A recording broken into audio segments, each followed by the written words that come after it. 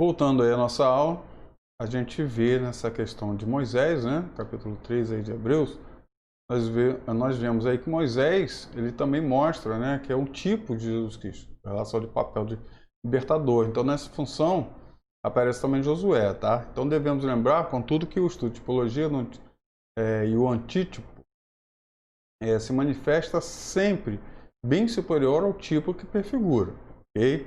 Então, o tipo, ele é somente uma sombra daquilo que é. Então, se você olha uma sombra, você sabe que é alguém, você sabe que tem uma forma de alguém, mas você não consegue ver detalhes naquela sombra com relação à pessoa. Então, você pode até se enganar com relação a ela, ok? Mas, quando nós falamos do tipo, então o tipo é uma sombra. Então, o antítipo, ele é, na realidade, a realização desse tipo, tá?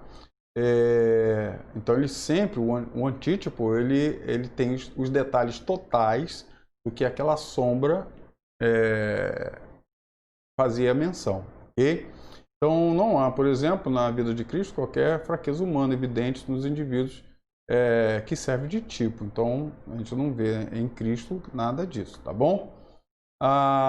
Então vemos agora alguns eventos que traziam a função de tipo para o futuro cumprimento de Jesus. Então nós vemos aí Arão, tipo de Jesus Cristo, né, com relação ao sacerdote. Nós vemos aí Moisés, um tipo como profeta. Nós vemos Davi como tipo rei, né, no caso, sempre colocando como antítipo o Jesus Cristo. Então, nós vemos aí eventos que traziam função de tipo para o futuro cumprimento da vinda de Cristo. Então, Números, capítulo 21, nos relata que Moisés levantou a serpente de bronze no deserto e, como todos os israelitas que a contemplavam, ficavam curados da picada das cobras vivas.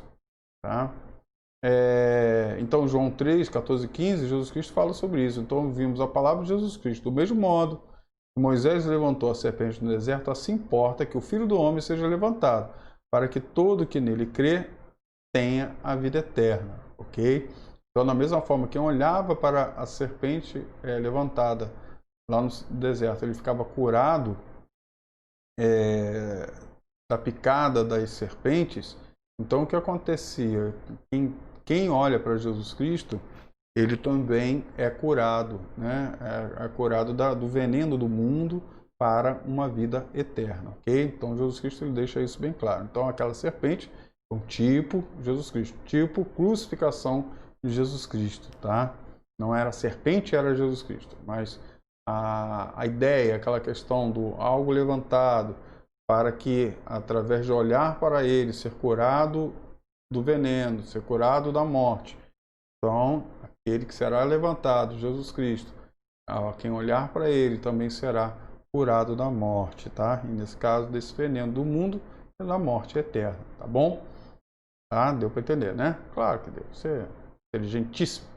No capítulo 22 de Gênesis, a prontidão de Abraão para sacrificar seu filho Isaque, então serve de tipo de Deus, que deu seu filho unigênito em sacrifício por nós pecadores.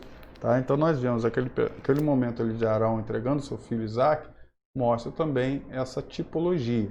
Então os 3 dias e noites passados por Jonas no ventre do peixe são um tipo do intervalo entre a crucificação de Cristo no Calvário e a sua ressurreição ao 3º dia.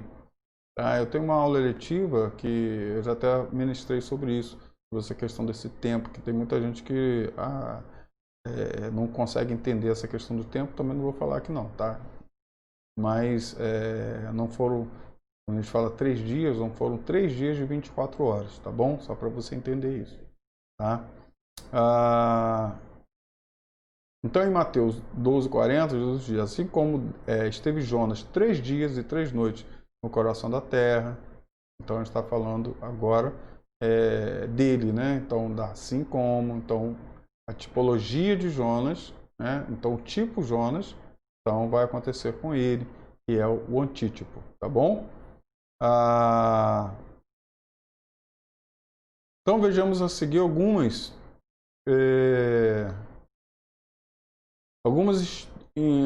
instituições do Antigo Testamento cuja realização se encontra em Jesus Cristo. Então, os sacrifícios de animais, o sacerdócio, o tabernáculo, né, no caso do templo também, a lei mosaica, então tudo isso apontava para Jesus Cristo. Então, no que diz respeito ao sacrifício de animais para expiação de pecados, lemos em Hebreus 9, 13, aí é 13, 14, tá? Tá 13, 4, mas desculpe aí, mas é 13, 14. Se o sangue de bodes ou de touros e as cinzas e a cinza de uma novilha aspergida sobre contaminados os santifica, quanto à purificação da carne, muito mais o sangue de Cristo, que pelo Espírito Eterno a si mesmo se ofereceu sem mácula a Deus, purificará as nossas consciências das obras mortais para servirmos ao Deus vivo. Tá? Então, está mostrando sempre, aí nesse caso, a tipologia, aquilo que aconteceu no passado. Então, o tipo estava apontando para o antítipo, tá bom? Temos mais? Temos sim. Então, o tabernáculo e o templo foram construídos conforme minuciosas instruções dadas por Deus a Moisés e a Salomão, respectivamente. Então, os detalhes referentes a mobílias, os rituais, são ricos em termos de tipologia, mas por isso mesmo ultrapassam o alcance desse assunto, tá? Não tem como a gente falar aqui. Merecendo estudo separado. Então, basta-nos por algum tempo citar aqui Hebreus 9, 24. Por Cristo não entrou no santuário feito por mãos, figura do verdadeiro, porém no mesmo céu para comparecer agora por nós diante de Deus. Então, o próprio tabernáculo que aqui estava, então é um tipo daquilo que do tabernáculo que realmente está nos céus. Okay? Então, como eu falei, a porta do tabernáculo, aquela porta, os muros, então tudo fala sobre Jesus Cristo. Tá? Então tudo fala ou sobre Jesus, ou sobre o momento da cruz, tudo ali tem Jesus Cristo na jogada. Tá? Então é uma tipologia perfeita com relação a Jesus Cristo. E num futuro próximo aí, a gente pode chegar a falar sobre isso. Tá? Fazer um estudo completo sobre isso aí, a gente pode fazer uma aula letiva para dar esse estudo aí com relação ao tabernáculo, tá? Pede aí o pessoal da FATEF para a gente ministrar, fazer essa ministração aí. Vamos lá. Então, profecias do nascimento de Cristo. Então, Gênesis 3,15, por exemplo, Deus diz a Satanás: porém, inimizade contra ti é a mulher, entre a tua descendência e o teu descendente. Então, este ferirá a cabeça e tu lhe ferirás o calcanhar. Então, tempos depois, temos a profecia mais específica, Isaías 7,14. Portanto, o Senhor mesmo vos dará sinal. Eis que a Virgem conceberá e dará luz um filho, e lhe chamará Emanuel. Então, o nome Emanuel, que significa Deus conosco. Então, leva implícito o conceito da encarnação de Cristo. Tá bom? Então, nesse momento aí, Isaías já está dando uma profecia falando a respeito do nascimento de Jesus Cristo. Então, a profecia de Miqueias, outra profecia referente ao nascimento de Jesus Cristo, que se encontra em Miqueias 5,2, diz o seguinte: e tu, Belém Efrata, pequena demais para figurar como grupo de milhares de Judá, de ti me sairá o que há de reinar em Israel, e cujas origens são desde os dias da eternidade. Ou seja, a origem de Jesus Cristo, ele é na eternidade. Significa que ele não tem início, tá? Então, Jesus Cristo é o próprio Deus. O final deste versículo esclarece bem a referência ao Messias encarnado, tá? Então, nós temos também a profecia de Daniel. Foi dada a Daniel uma profecia referente ao prazo da vinda da vida terrestre do Messias. Daniel 9, lá de 24 a 27, o profeta declara, vaticina, profetiza, que a morte do Messias ocorreria 483 anos. Isto é, 7 semanas, ou 62 semanas de anos. Então, após o decreto medo-persa da reedificação de Jerusalém. Sabe e entende. Desde a saída da ordem para restaurar e para edificar Jerusalém, até ungido o príncipe, 7 semanas e 62 semanas. Ou seja, 69 semanas ao todo. Tá? Então, Daniel ele fala sobre a morte de Jesus Cristo, tá? a vida terrestre do Messias. Então ele fala sobre esse momento aí de Jesus Cristo. E vamos lá, mais adiante tem mais coisa, tá? Tem mais coisa. Deixa eu entrar aqui. Nós temos aí ele como profeta. Então, Moisés fala o papel de Cristo como profeta quando diz em Deuteronômio 18:15. Então, nós estamos aí falando sobre a profecia, certo? Então, ele está falando sobre a vida do Messias e até, na realidade, a sua morte, a vinda do Messias, tá? Então, o Senhor, teu Deus, te suscitará um profeta no meio de ti, de seus irmãos, semelhante a mim, a ele ouvirás. Então, esse profeta, tá? Moisés, como profeta, está falando sobre Jesus Cristo. Então, como eu estava dizendo, Moisés é um tipo Cristo, tá? Então, Jesus confirmou o fato de ser ele mesmo aquele profeta prometido, dizendo em João 5,16, porque poderia ser outro, né? Mas Jesus, com a autoridade que ele tinha do próprio Deus, ele fala: se de fato cresces em mim, cresces em Moisés, ou seja, nesse texto que nós acabamos de ler aí, Deuteronômio 18, também crerias. Portanto, ele escreveu a meu respeito. Então, ele está falando que esse profeta que suscitará no meio de ti, dos seus irmãos, semelhante a mim, a ele ouvirás. Ele está falando dele mesmo. Jesus Cristo está falando. Moisés está falando de mim. Tá? Então, é bem interessante entendermos esse instante aí. E como sacerdote?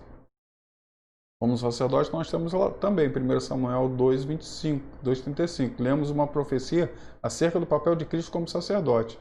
Então suscitarei para mim um sacerdote fiel, que procederá segundo o que tenho no coração e na mente, e andará ele diante do meu ungido para sempre. Então, Hebreus 6:20 confirma o fato dessa profecia se referir-se a Jesus. Jesus, como percussor, entrou por nós, tendo se tornado sumo sacerdote para sempre. Então, Jesus Cristo ele vai primeiro, tá? Como sumo sacerdote, ele entra primeiro, ok? E nós, né? E é interessante que a nova aliança, ela traz aspectos novos com relação ao sacerdócio, mas o sacerdócio não acaba.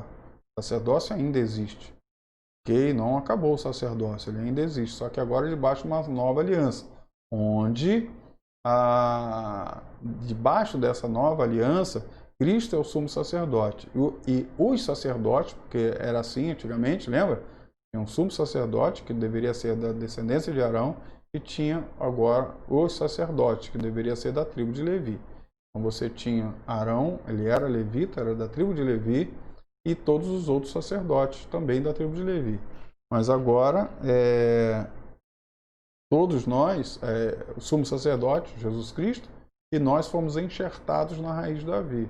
Tá? Nós somos agora, o sacerdote ele não vem da tribo de Levi, vem da tribo de Judá. E nós fomos enxertados na raiz de Davi, ou seja, nós fomos também colocados nessa raiz de Judá, para que nós fôssemos em Cristo sacerdotes, e ele sumo sacerdote. Ele é o cabeça e nós somos o corpo. Tá? Então nós temos falando a respeito disso nesse texto. E Jesus Cristo agora também como rei. Jeremias 23:5-6, ele profetiza, vaticina o papel de Cristo como rei. Diz assim: levantarei a Davi um renovo justo, e rei que reinará, e agirá sabiamente e executará o juízo e a justiça na terra. Será este o seu nome, com que será chamado Senhor, Justiça Nossa. Então, na ocasião da entrada triunfal de Jesus em Jerusalém, ele foi chamado de Rei de Israel. Então, ele era esperado, aquele que se assentaria no trono de Davi. E sabemos também que muitas das referências proféticas a Cristo como Rei da terra serão cumpridas por ocasião da segunda vinda. Então, Jesus Cristo ele foi proclamado Rei, ele foi coroado Rei. Ele foi coroado Rei na cruz do Calvário, e a autoridade máxima na terra naquele momento declara isso. Jesus, Rei dos judeus, não é isso? Rei de Israel. Então, ele é proclamado Rei, ok? Mas haverá um momento, haverá um instante em que isso acontecerá literalmente. Tá? Jesus Cristo reinará na sua segunda vinda. No milênio ele virá e então governará durante 1000 anos e depois eternamente, quando tudo for reconstruído, tudo foi realizado, né? Então nós sabemos que ao final do reinado de Jesus Cristo, o universo inteiro vai ser apagado. Apagou o universo e no estalar de dedos o universo é realmente refeito, mas agora sem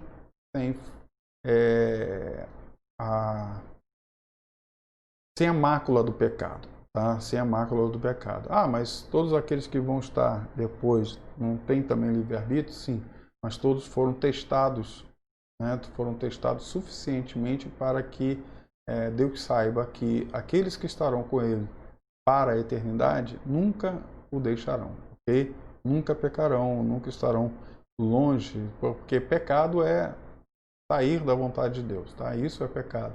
Então, o ser humano, nesse momento, né, todos os seres que estarão, os seres humanos, os anjos, por aí vai, porque os anjos também pecaram, né? Satanás foi um.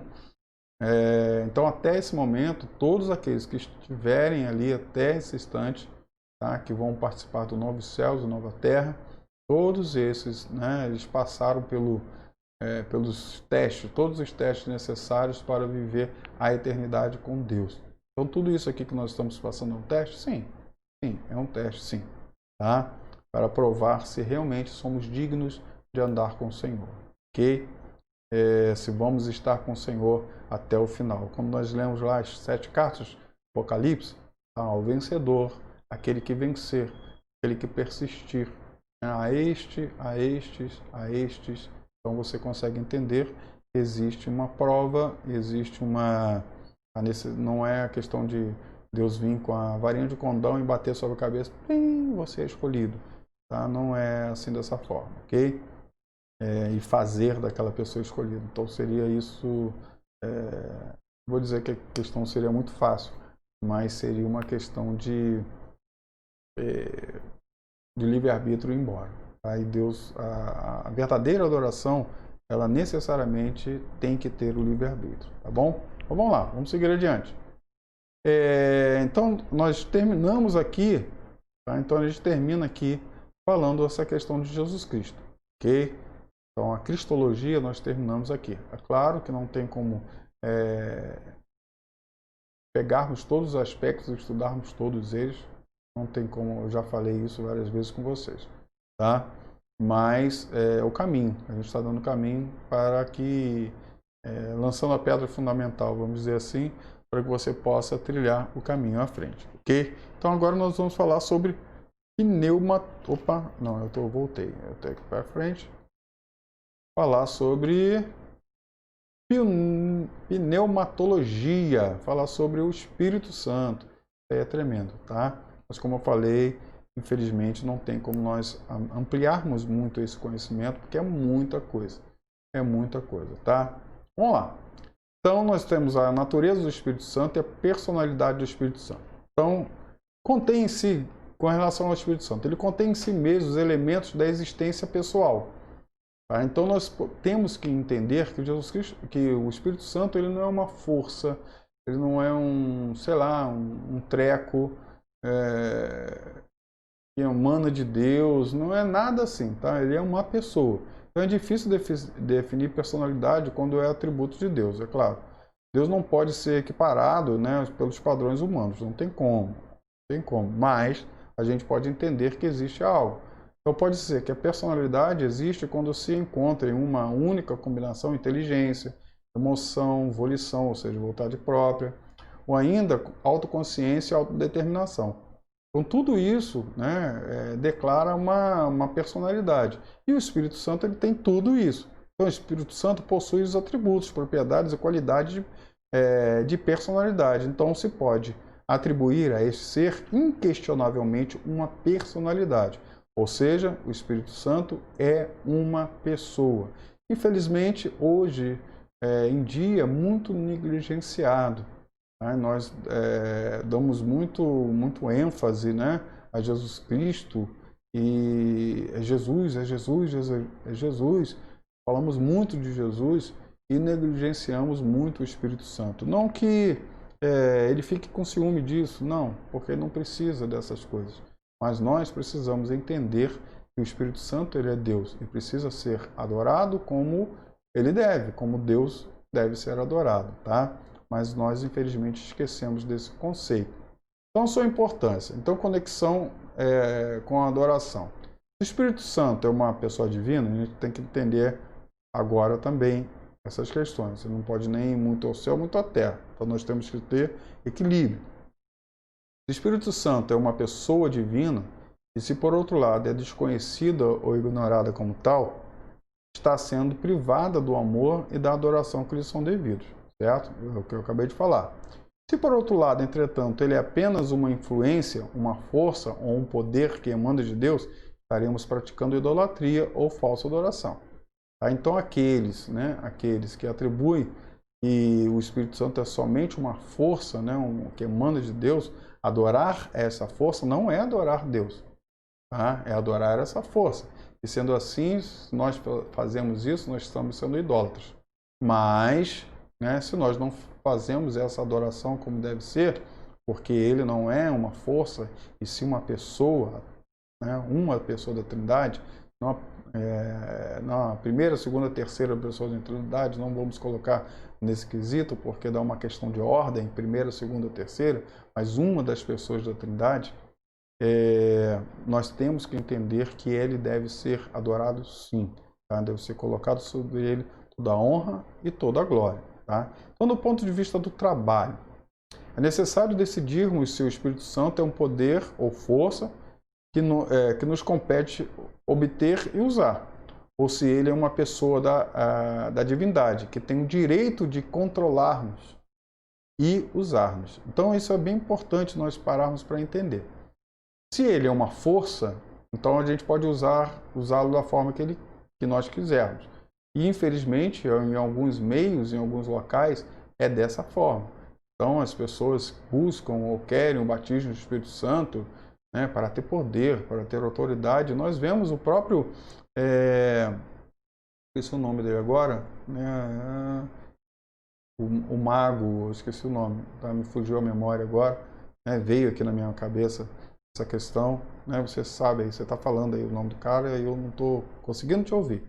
Mas eu sei. Daqui a pouco eu vejo ali. Então nós vemos aí os apóstolos falando, cara, você quer comprar? Não é isso. O Espírito Santo não se compra. Ele não é um poder, não é uma força que se compra. Tá? Então não é assim que acontece. Ok? Então nós não temos o direito de usá-lo. Na realidade, ele que faz isso. Primeiro conceito leva à autoexaltação e altivez, mas a outra nos conduz à auto-humilhação e auto-renúncia. Então pense nisso. Uma reflexão sobre pessoas querendo usar o Espírito Santo como força, como poder, em lugar de ser usado, em lugar de ser usadas por uma pessoa como ele quer. Okay? Então o Espírito Santo quer nos usar, não o contrário, nós usarmos o poder dele.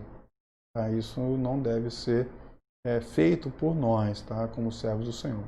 E por motivo da sua revelação com a experiência cristã. É do mais alto valor experimental sabermos se o Espírito Santo é mera influência ou força pessoal, ou se é nosso amigo e consolador, sempre presente, nosso divino companheiro e guia. Tá? Então essa segunda parte ela é vital para nós entendermos. O Espírito Santo ele é isso. Tá? Ele é o nosso amigo, ele é o nosso consolador, ele está sempre presente conosco. Por isso, ele decidiu, queridos, olha só, eu não sei se você consegue compreender isso, porque você consegue sim. Mas a palavra do Senhor fala que Jesus ele desce um monturo para de lá resgatar o necessitado. E só que o Espírito Santo ele vai além, muito além dessa palavra. Ele vai muito além desse conceito, muito além disso aí. Tá? O Espírito Santo ele vai muito além disso, porque ele decidiu viver em nós. Tá? Nós somos templos do Espírito Santo, ou seja, nós somos morada do Espírito Santo. O Espírito Santo decidiu morar em nós. E a gente é sujo. Tá? Nós estamos constantemente pecando, estamos constantemente errando, e ele decidiu viver no meio dessa sujeira, no meio dessa sujeira que há em nós. Tá? Porque se nós falarmos que não pecamos, independente de Jesus Cristo ter morrido por nós e ter lavado os nossos pecados, nós estamos constantemente pecando. E ele decidiu, ele é o nosso Consolador que decidiu estar presente. Não, eu quero viver com eles, eu quero estar com eles. Então é nosso divino companheiro. Tá? Então ele decidiu estar com a gente, não porque ele precisa, mas porque nós precisamos. Tá? Nós precisamos. E quanto mais nós deixarmos esse que é guia, e é companheiro, e é amigo, e decidiu viver conosco, nos guiar, porque ele sabe todas as coisas, ele é Deus. Tá? Ele é Deus. Não deixar a gente cair na furada. Então, queridos, seria imensamente proveitoso para a gente estar dentro dessa direção. Porque ele fala conosco. Ele nos orienta constantemente. Tá? Eu já, em muitos momentos, eu não dei ouvidos ao Espírito Santo. Em muitos momentos eu não dei ouvidos. Mas, com o tempo, eu passei a dar ouvidos a ele. Eu passei a deixar ele guiar, ele falar as coisas. Claro, de vez em quando eu sou meio desobediente ou as vozes da minha cabeça são tão altas que às vezes eu não ouço ele falar. Mas eu tenho tentado, né, constantemente ouvi-lo, né, e deixar ele guiar a minha vida. E vou ser sincero com você, tem sido uma bênção. Tá? E a cada dia eu vejo que ele tem me levado a lugares melhores, a lugares altos. Talvez não aos lugares altos que nós talvez imaginamos com relação à humanidade, com relação a homens, mas com relação à sua vontade, com relação ao seu querer, tá bom? Então, é a questão de experiência com o Espírito Santo, e isso é super importante. Tá? Então, a divindade do Espírito Santo. Isso aqui é top nós entendermos. Então, as Escrituras ensinam enfaticamente a divindade do Espírito Santo. Então, ele é uma pessoa divina, ele é Deus. Tá? Então, não obstante, tem existido aqueles que negam essa verdade. Então, Ário, nós já falamos sobre ele, não falamos? Há um tempo atrás? A gente falou sobre ele. Então, Ário, um presbítero de Alexandria, do quarto século, ele, de nossa era, ele introduziu o ensino, o arianismo, lembra? Volta algumas aulas aí, a aula passada, nós falamos sobre isso, sustentando que Deus é uma eterna pessoa e que ele criou Cristo. Tá? Então, Cristo é uma criatura de Deus. E, por sua razão, o qual, por sua vez, criou o Espírito Santo. Então, entenda, aí a gente vê essa questão da terceira pessoa da Trindade, tá? Ele dá uma conotação ariana, tá? Dá uma conotação ariana de Deus Pai em primeiro, Jesus Cristo em segundo, o Espírito Santo em terceiro. Tá? Então, ela dá essa posição. Mas nós entendemos e sabemos que Deus Pai, Filho e Espírito Santo, eles são nivelados, eles são uma coisa só, estão juntos. Tá? Então, elas não... uma se submete à outra, está tudo junto ali, tá? Sustentando que Deus é uma pessoa eterna e tal, negando assim sua divindade, tá? Então, o Espírito Santo, ele não é Deus, ele foi criado por Deus, na realidade nem por Deus, por Jesus Cristo, que também não era Deus, foi criado pelo Pai, tá? Então, esse ensino teve grande aceitação nas igrejas, mas foi corrigido pelo Credo de Nicéia, no ano 325 d.C. Daí que se usa em teologia a definição ariano, para descrever todos aqueles que negam a divindade de Cristo e do Espírito Santo. Tá? Então, para quem não conhece o Credo de Nicéia, é esse aí. Deixa eu sair até da frente, deixa eu ler aqui. Então, o Credo de Nicéia diz o seguinte: cremos em um só Deus, Pai Todo-Poderoso, Criador de todas as coisas visíveis e invisíveis, e em um só Senhor Jesus Cristo, Filho de Deus, gerado unigênito do Pai, isto é, da substância do Pai, Deus de Deus, luz de luz, Deus verdadeiro de Deus verdadeiro, gerado, não feito, substancial ao Pai, consubstancial ao Pai, por quem foram feitas todas as coisas que estão nos céus ou na terra, o qual por nós, homens e para nossa salvação, desceu, se encarnou e se fez homem. Padeceu, ressuscitou ao terceiro dia e subiu aos céus. Virá para julgar os vivos e os mortos. E no Espírito Santo, a quem quer que diga que houve um tempo em que o Filho de Deus não existia, ou que antes que fosse gerado ele não existia, ou que ele foi criado daquilo que não existia, ou que ele é uma substância ou essência diferente do Pai, ou que ele é uma criatura ou sujeito às mudanças ou transformação, todos os que falem assim são anatematizados pela Igreja Católica. Tá? Então, a Igreja Católica aqui, não necessariamente Igreja Católica Apostólica Romana, mas no sentido total da palavra, a Igreja Universal, a Igreja de Cristo sobre a face da Terra. Tá? Então, o Credo de Nicéia, ele traz falando a respeito. Então, ele foi, na realidade, foi colocado porque Ário ele estava trazendo essa ideia. Então, rapidamente, a igreja vai e faz o Credo de Nicéia. Eles fazem um concílio, Credo niceno, né? Eles fazem o concílio Nicéia, até por ordem do próprio imperador Constantino naquele momento, que era ariano. Tá? Que era ariano. Mas, por pressão da igreja, ele abre esse concílio e foi o primeiro, né, como a gente poderia dizer, o primeiro congresso evangélico no mundo, né? O primeiro congresso evangélico que aconteceu.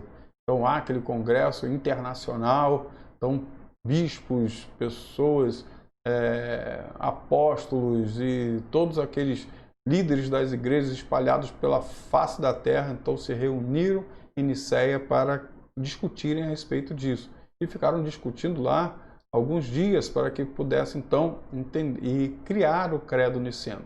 Tá? Então o arianismo foi banido de todas as formas, tanto que ao final do credo niceno nós temos essa questão aí. Então aquele que nega isso, a quem que diga que houve, né? Nós vemos aí que diga que houve um tempo em que Filho de Deus não existia, tá? Então o Espírito Santo tal. Então ele vem exatamente para combater esse arianismo, tá? Mas vamos lá, vamos que vamos. E aí esse aqui é algo legal, tá? Até hoje eu lembro meu professor de pneumatologia falando a respeito disso. Tá? Então aqueles que estudaram comigo lembram, né, da frase dele, los parácratos. Então ele é versado em línguas, né? E ele é uma pessoa extremamente inteligente e ele me deu aula sobre essa parte, né, pneumatologia, e ele, durante todas as aulas, ele batia, los parácratos, porque o texto que fala lá, alguns falam paracleto, né, mas eu vou na onda do meu professor, né, parácratos, então eu vou na onda dele, porque o cara é fera. Então Cristo, supramente autorizado, dá testemunho gramatical onde usa a palavra paráclito, né, ou paracreto, como alguns falam, né, paráclito, consolador. Só que é o seguinte, né, vamos abrir lá João 14. João 14, 16. Deixa eu abrir aqui.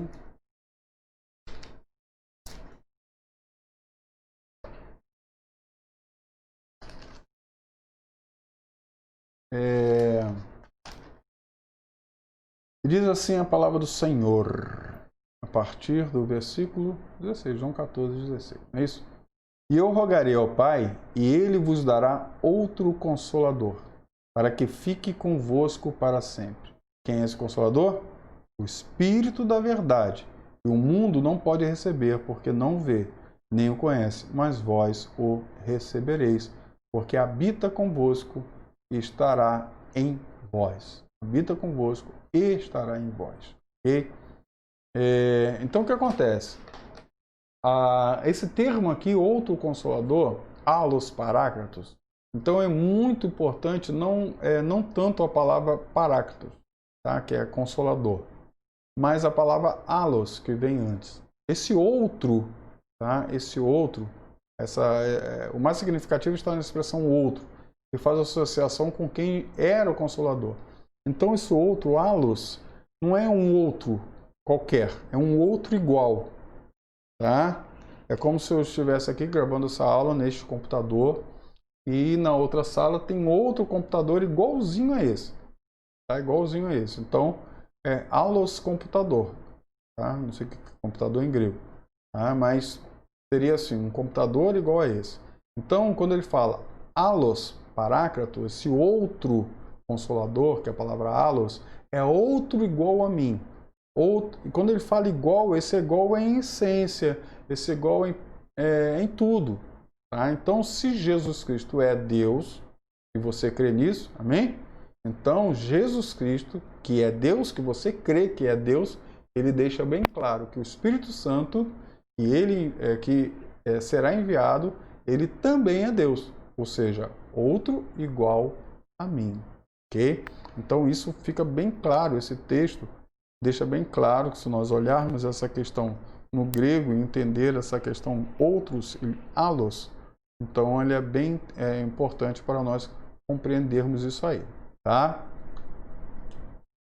Então ele é o Consolador. Então deixa eu pular aqui. Então nós temos também a obra do Espírito Santo. Então você já entendeu, né? Quem é o Espírito Santo? Ele é Deus. E ao considerarmos a obra do Espírito Santo, precisamos lembrar a verdade que todas as pessoas da divindade são ativas na obra de cada pessoa individual, ok? Tá? Então não significa que Deus faz... Não, todo mundo está fazendo, tá? Então alguns nos dizem que Deus Pai operou na criação, que Deus Filho operou na redenção, que o Espírito Santo opera na salvação. Não, todos estão cooperando, eles trabalham juntos. Mas isso não é verdade, pois em cada manifestação das obras de Deus, a trindade total se mostra ativa. O Pai é o autor, o Filho é o executor, o Espírito Santo é o ativador de cada ato. Tá? Então deu para entender? O Pai é o autor, o Filho é o executor, o Espírito Santo é o ativador de cada ato. Por conseguinte, o Espírito Santo é aquele que ativa e leva a término os atos iniciados. Tá? Algo importante, por exemplo, que nós conseguimos ver, existe um conceito, tá? Existe um conceito de que lá em Gênesis capítulo 1, versículo 1, tá? E o versículo 2, existe um lapso de tempo muito grande. Pois lá, no princípio criou Deus o universo, né?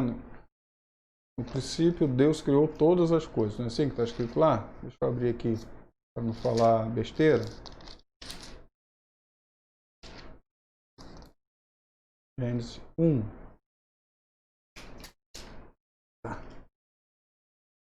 No princípio, criou Deus os céus e a terra.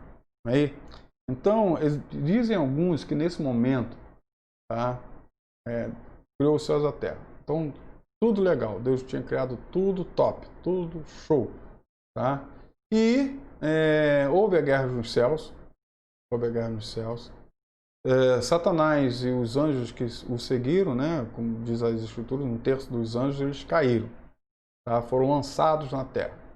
E quando eles foram lançados na terra, a terra tornou-se, ela passou a ficar em caos, tá? Ficar em caos. Mas a gente entende que todo o processo de Deus com a humanidade ou com o universo, ele principia na Terra.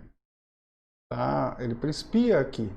E o que acontece, nós vimos lá no versículo 2, e a Terra era sem forma, na realidade tornou-se, né, sem forma e vazia, e havia trevas sobre a face do abismo, e o Espírito de Deus se movia sobre as faces das águas. Ou seja, a Terra estava em caos, estava em ruínas.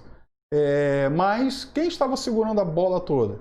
Quem estava, na realidade, sustentando essa situação toda, para que a Terra não entrasse em um colapso geral, que não fosse totalmente detonada. Quem estava segurando a onda? O Espírito Santo. Então, quando ele se movia, significa que ele estava lá, segurando a Terra, fazendo que ela se mantivesse, até que o executor, que Jesus Cristo viesse e colocasse em ordem todas as coisas, né? E Jesus Cristo vem colocando em ordem, tal. Então, quando tudo coloca em ordem, tal, ele continua nessa perseverança, nessa conservação. Então é algo muito legal a gente ver a Trindade toda fazendo esse trabalho. Então o Espírito Santo ele tem essa característica de estar no final, vir até o final. Como nós, tá? A salvação. Quem nos trouxe a salvação? É Jesus Cristo, através da sua morte, ok? Mas quando nós aceitamos a Jesus Cristo, o Espírito Santo passa a habitar em nós, correto? Para quê? Para que ele passa a habitar em nós? Para que ele consiga manter da mesma forma nós que estávamos em caos, manter as coisas direitinho. Até que o fruto do Espírito Santo que está em nós, ele vá crescendo, vai crescendo, vai crescendo. E nós, a cada dia, vamos mais e mais apresentando as características do Espírito Santo que habita em nós, que é o final da nossa vida. Então, o nosso final é em Deus, ok? Então, o Espírito Santo, ele tem esse trabalho de dar término, levar até o final a obra que foi realizada, ok? Então, o Espírito Santo, ele faz isso. Tá? Ele faz toda essa função aí, e isso é top. Não, a gente tem que adorar o Espírito Santo, não tem? Né? Tem que adorar. Queridão, eu sei que, é claro, Cristo, o Senhor fez na obra do Calvário, mas manter essa carcaça aqui, ainda te adorando, te bendizendo, o Espírito Santo é top, né? Você é top, Espírito Santo, top demais, tá? E a gente tem que adorá-lo realmente, tá? Opa! Tá, então a gente para aqui, tá? Com relação à pneumatologia, ok? Deu para entender sobre essa questão? Tá? Então eu creio que sim, espero que sim, né? Mas vamos então falar agora sobre a Igreja do Senhor Jesus Cristo. Nós falamos de pneumatologia. Queridos, vá lá na apostila. A apostila tem um estudo tremendo a respeito disso. Tem os textos bíblicos, tem a opção de coisa a respeito disso aí. Eu dei só uma pincelada para que a gente não fique perdido, né? E tem pelo menos um argumento básico para falar a respeito sobre a divindade do Espírito Santo, tá? E da mesma forma será sobre eclesiologia que nós vamos falar agora. Então são poucos estudos, poucos slides para nós fecharmos todo esse estudo. Então, eclesiologia. Então vamos lá, vamos falar sobre a igreja. Então vamos falar primeiro o que não é, tá? As considerações negativas com relação à igreja. O que a igreja não é? Primeiro, a igreja não é o reino de Deus, mas está incluída nele. Tá bom? Deu para entender? Então, o reino de Deus quer dizer a regência de Deus em todas as esferas, tudo. E, portanto, tão extensivo e antigo quanto o universo. Tá? Então, o reino de Deus é eterno e estende-se a todas as gerações. Então, nós sabemos que a igreja ela começou em determinado momento. Mas o reino de Deus ela vai desde o início, ela vai desde o comecinho até o final de tudo. Tá? Então o reino de Deus é tudo isso. Vai em todo esse aspecto. Então a igreja não é o reino. Ela está incluída nesse reino, mas não é o reino. Tá bom? Então isso é uma coisa muito importante que nós temos que entender. E até uma outra coisa com relação à igreja.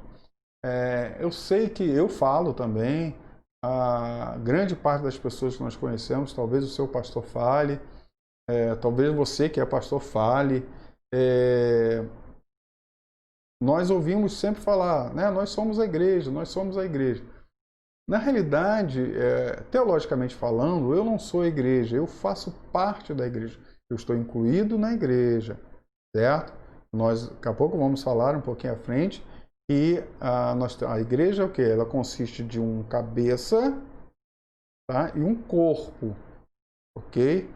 Eu não sou o corpo, eu sou uma parte desse corpo, tá? Eu sou uma parte desse corpo. Você conhece alguém? Vamos lá, dizer uma forma muito básica aqui, tá? Claro, não é totalmente assim. Vamos lá para a questão de tipologia. Você conhece alguém amputado? Conhece? Sim. Né? Talvez você conheça. Eu conheço algumas pessoas amputadas. E uma parte do corpo lhe foi privada, lhe foi tirada. Mas eu pergunto a você, aquela pessoa que não tem aquela parte do corpo, ele continua sendo corpo? Claro que sim. Tá? Então existe um corpo. está com falta de alguma coisa, de uma parte, de um membro, mas ele continua sendo corpo. Então, aquela parte que lhe foi tirada não faz com que o corpo deixe de ser corpo. E aquela parte tirada, ela não é corpo. Tá? O corpo está aqui, porque aquela parte tirada está lá fora. Tá? Então, entenda que essa parte tirada sou eu. Tá? É uma pessoa, ela está tirada, ela não está ali no corpo. Então, se ela pode ser tirada, tá? Ela pode ser tirada, então entenda que ela não é o corpo, ela faz parte desse corpo. Deu para entender? Então, a gente, é claro que a gente tem que corrigir um pouquinho essas falas, mas às vezes é um pouquinho complicado, um pouquinho difícil nós fazermos isso. Mas, assim, a gente entende, né? Eu entendo, mas teologicamente é importante nós falarmos a esse respeito, para que entendamos que eu não sou a igreja, né? Eu não tenho essa autoridade nem prerrogativa, não sou a igreja, faço parte da igreja, tá bom? Vamos lá. Outra questão, a igreja não é o reino dos céus, porém tem com ele certa relação. Pelo segundo advento de Cristo, a igreja estará relacionada ao reino dos céus, como a rainha está relacionada à monarquia. Como a rainha é a esposa do rei, assim a igreja, que é a esposa de Cristo, estará relacionada com ele neste reino. Tá bom? Deu para entender? Então o que acontece? A igreja, né, eu faço parte dessa igreja, você faz parte dessa igreja, nós não somos o reino, tá? Mas o reino dos céus. Mas eu, como esposa, né, a noiva, nós não somos a esposa, não somos a noiva, nós não iremos casar com o Senhor.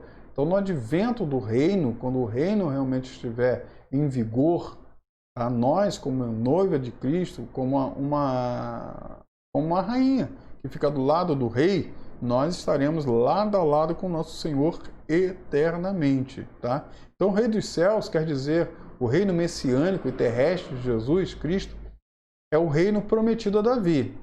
Tá? Ele foi anunciado esse reino como chegado por João Batista. Então, o rei foi rejeitado e crucificado. Porém, o reinado messiânico e terrestre de Cristo será realizado quando os reinos desse mundo se tornarem o reino de Cristo, tá? Lá no final do milênio. Então, é este reino que Cristo tinha em mente quando ensinou: venha o teu reino. Tá? Então, quando ele fala na oração, venha o teu reino, é esse momento que ele está falando. Agora, abrindo parênteses aqui, para nós até entendermos uma coisa interessante. Nós, como Igreja de Jesus Cristo, nós não vamos herdar a terra. Tá? Nós estaremos herdando o nosso lado a lado com Cristo. Tá? Nós não seremos governadores da terra, nós seremos governadores do reino. Tá? Mas Jesus Cristo ele vai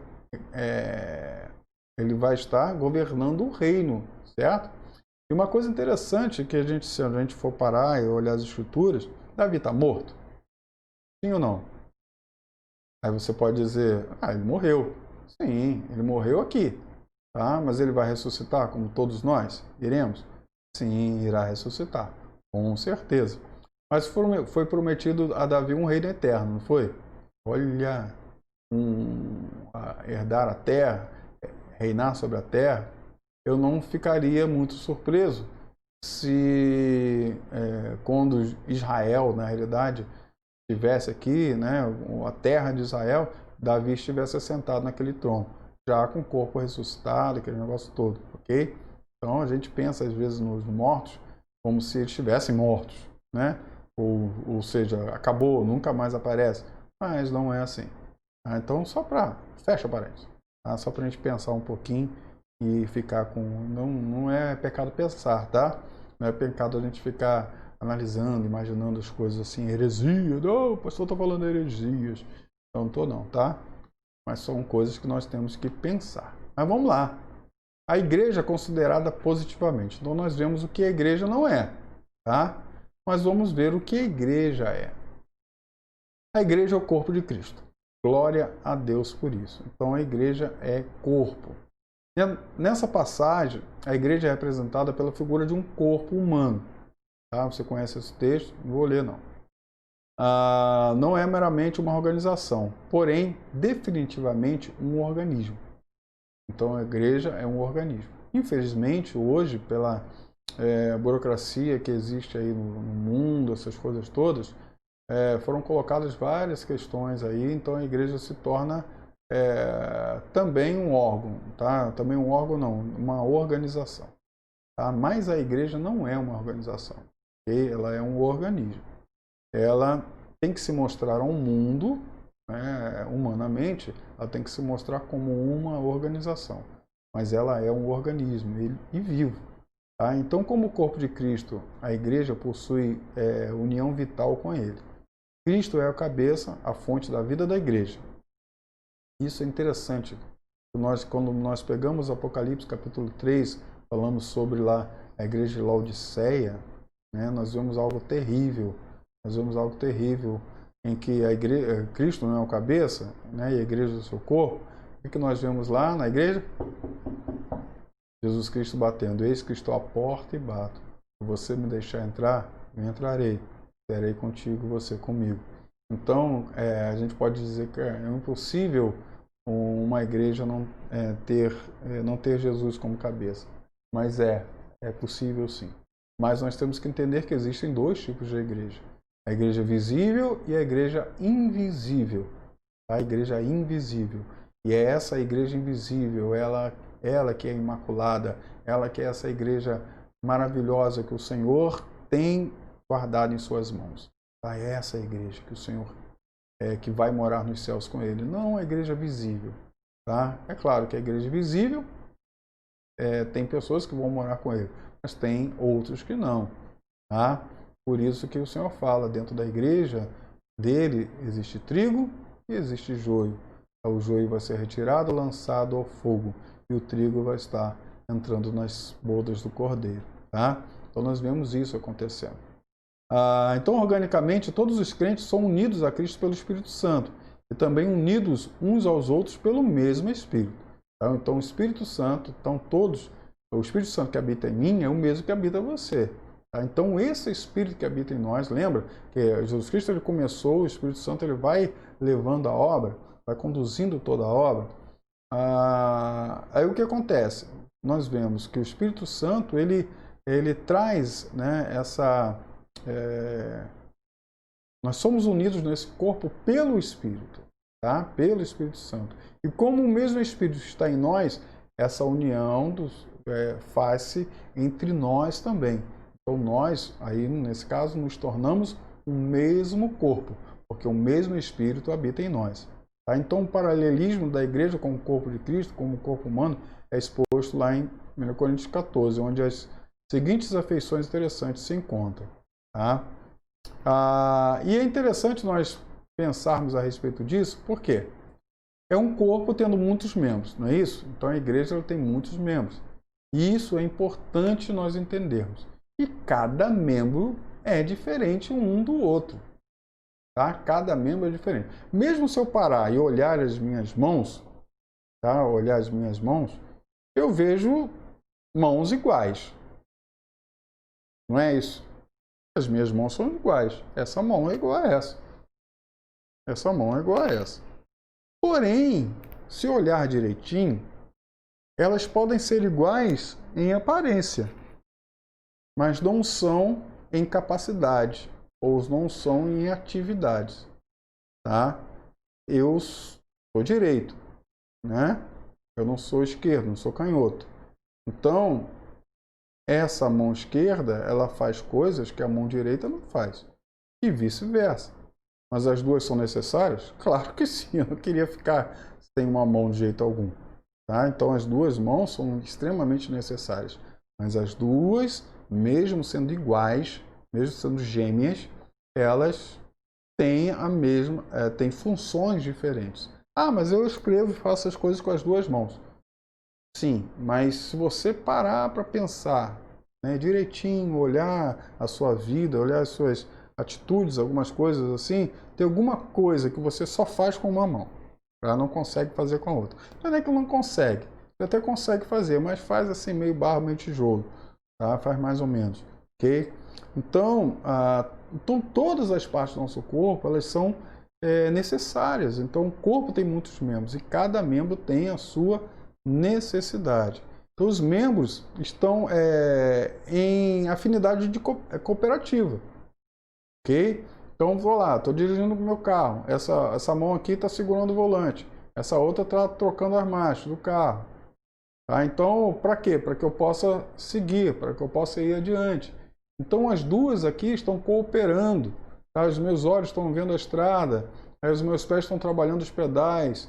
E por aí vai, né? Tantas outras coisas que a gente poderia dizer aqui e dar exemplo. Mas, dando o exemplo do corpo, como ele traz aqui, tudo está trabalhando em cooperação para que as coisas aconteçam. Tá? Tudo está trabalhando em cooperação. Tá? Então, ela tem essa afinidade de cooperativa. Então, essa é uma das características da igreja. Uma das características da igreja verdadeira. Tá bom? Tá? Então, eles estão em afinidade cooperativa. Então, os membros são simpaticamente relacionados. Tá? Então, esses membros, eles, além de terem afinidade cooperativa, eles se relacionam de uma forma simpática, ou seja, todos se relacionam para um bem comum. A igreja, ela se relaciona para um bem comum. Tá? Então, o lugar dos membros do corpo é fixado pela vontade soberana de Deus. Aí ainda tem uma outra questão. Isso aí é sinistro, querido. Porque tem muita gente, às vezes, tem orelha querendo ser nariz, tem boca querendo ser joelho, tá? Tem joelho querendo ser queixo. Então, tem uma doideira danada aí e, às vezes, querendo aparecer, né? Querendo estar em locais onde não devem ser para eles. Tá? Onde Deus não os colocou, e aí dá uma confusão danada, aí dá um rolo danado. Então, nós temos que deixar o nosso orgulho de lado e deixar o Senhor nos conduzir aonde devemos estar, aonde vamos estar. Porque cada um de nós tem um ministério específico, um ministério próprio. Tá? E a gente não pode tentar pegar esse ministério e mexê-lo, mexer conforme a gente quiser.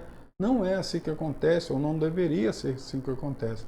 Mas, infelizmente, é assim que tem acontecido. E, infelizmente, alguns líderes da igreja, eles estão fazendo isso. Tá? Simplesmente porque querem que a pessoa fique ativa e aí tem um buraco lá e coloca a pessoa naquele buraco para fazer alguma coisa. Mas não é assim que acontece, ou não deve ser assim que acontece. Tá? Se não tem ninguém para encher aquele buraco, faz o que o Jesus Cristo falou. O que ele falou? Ore. Ore ao Senhor para que Ele mande obreiros. Ore ao Senhor para que Ele mande obreiros. Ou seja, ore ao Senhor para que Ele mande alguém para ficar naquele buraco. Alguém específico, que tem um tamanho daquele buraco, tem um jeito daquele buraco, tem a forma daquele buraco para ficar lá. Tá? Então, igual aqueles brinquedos de criança. Não tem aquele brinquedinho de criança? Que a gente tem um quadradinho, né, que você tem a pecinha do quadradinho, tem que botar, tem o triângulozinho. Eu creio que você tenha brincado com isso. Mas às vezes o seu filho já brincou com isso? Você já viu o seu filho tentando colocar o redondo no quadradinho? Já? Então, às vezes isso a gente faz.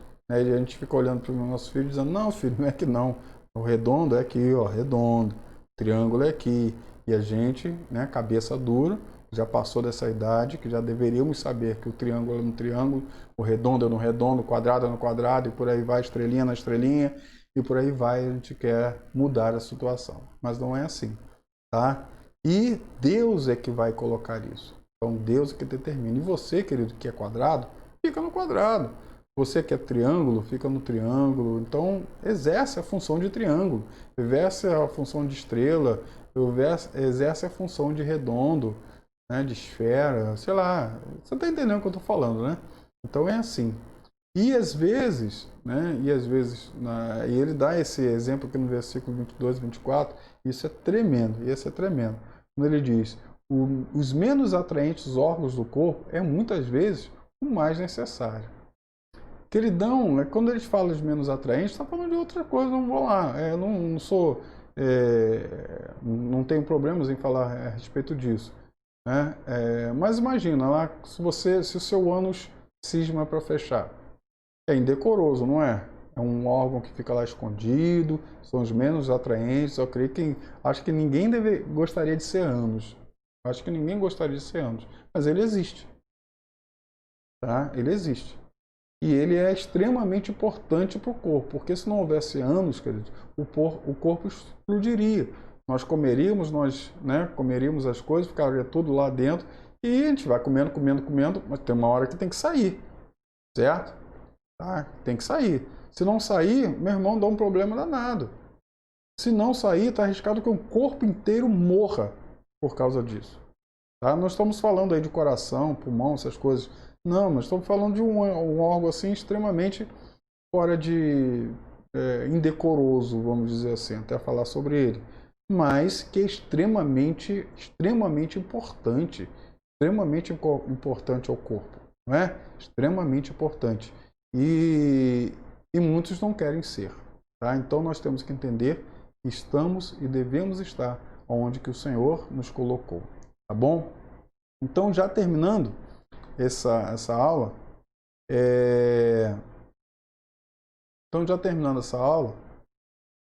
a gente fala sobre a igreja. A igreja do Senhor Jesus Cristo é algo importantíssimo. E nós, como fazemos parte dessa igreja, nós temos que estar vivenciando esse corpo. Tá? Nós, como igreja, aí a gente vai, a igreja que somos, né? Todos nós somos a igreja. Né? Fazemos parte dessa igreja. Nós fomos chamados por Deus para ativar ou realizar o ministério de Jesus Cristo, que dá prosseguimento ao ministério de Jesus Cristo sobre a face da terra. Esta é a função da igreja.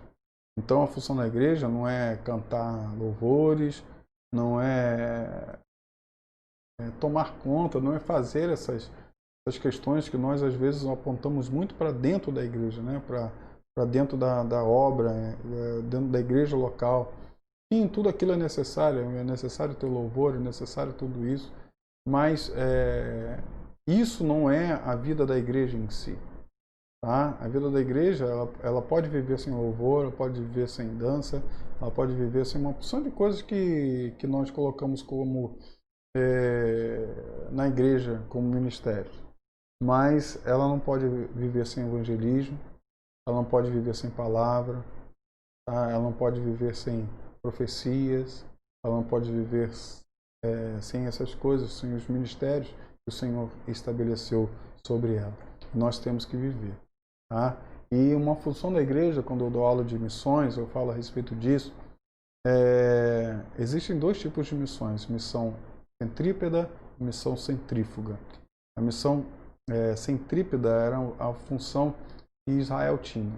Os povos da terra, os povos da terra, eles vinham, né, até Jerusalém, eles vinham até Israel para cultuarem ao Senhor. Tá? Então é uma função centrípeta, ou seja, de fora para dentro. Ok? Mas a função da igreja é a função centrífuga, é a função de dentro para fora. Nós somos chamados para sairmos do nosso gueto, sairmos da nossa tribo e irmos aonde o povo está. Irmos em direção aonde o povo está. Dando exemplo o próprio ministério de Jesus Cristo. Ok? Dando até exemplo disso. Jesus Cristo não ficava parado, ele não ficava lá estático e as pessoas vinham até ele. Ele ia até onde o povo estava. E ele deu essa ordem. Ir por toda Jerusalém, né, Judéia, Samaria, até os confins da terra. Então ele não disse, fique aqui, finque aqui, e fique aqui fincado. Não, o objetivo da igreja é crescer. O objetivo da igreja é ir adiante. Você, na igreja local, seu objetivo não é ficar aí parado, sentado, estaltizado aí dentro da igreja, como uma estátua. Não, o seu objetivo é sair, é ir adiante. Como igreja, nós temos esse chamado. Bom, queridos, então nós terminamos hoje a nossa... damos uma pincelada sobre eclesiologia, então é o que a gente conseguiu fazer hoje, tá bom? É o que deu, é o que dá para fazer, como eu falei, não tem como nós falarmos muito, né? Senão seria muita coisa, tá? mas estamos juntos aí. Então faça aí o seu trabalho direitinho e entregue para que eu possa dar a sua nota. Mas Deus abençoe. Espero que esse assunto tenha enriquecido você e que você tenha aprendido bastante do Senhor. Tá bom, queridos? Então, beijão, vá em paz, que o Papai do Céu te abençoe. Seja tremendamente abençoado. Em nome de Jesus. Tchau. Shalom.